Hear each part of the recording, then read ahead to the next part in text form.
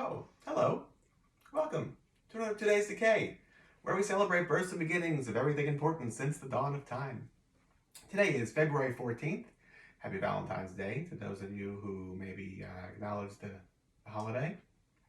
I don't know that holidays are all that important. That's kind of the whole point here, is reshaping every day by what's important to you. So it's not, don't just wait till Valentine's Day to tell people what you think of them. Tell them to their face each and every day. On this day, 1902, Ray Crash Corrigan was born. He played cowboys. He played gorilla men. He played in the Phantom Empire serial against a bunch of giant robots. All good stuff across the board. 1907, Art Hearn was born.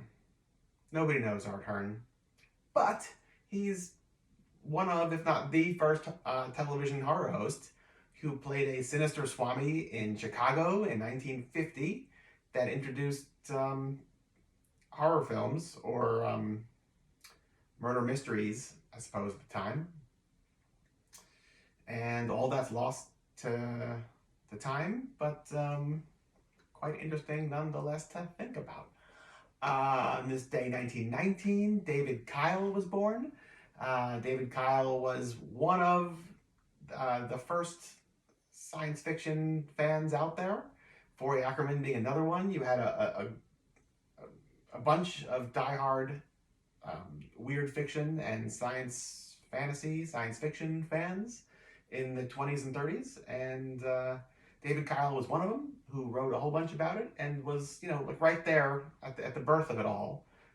Forey Ackerman has explained to me that it was a sad and lonely thing. No, I said it wrong. It's a proud and lonely thing to be a fan, because these were all just alienated kids that loved to dream of like foreign worlds and question their reality. And there was no internet, there was no way to connect with people, so they would write into the magazines, or like the pulp magazines, and have communication in like the letter columns of each magazine. And this was like how they connected with each other from around the world, and built up local societies or groups in each major city, and met at World Science Fiction conventions starting in 1939, and did all that for their entire life.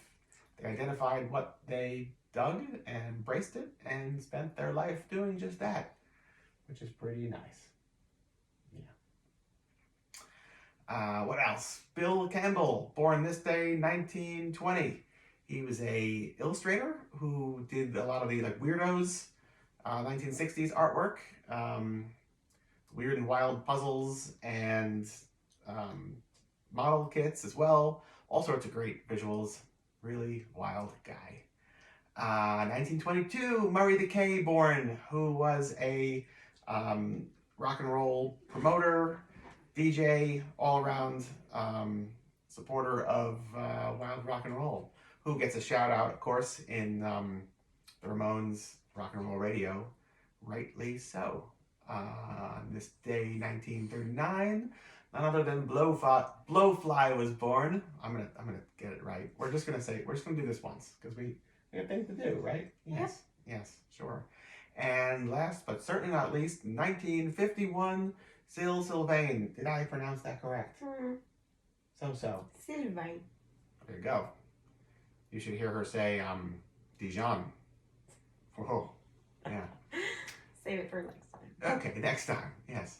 So anyway, right, New York doll Syl Sylvain, born today, who sadly passed away a week and a half, 2 weeks, recently, within the last month.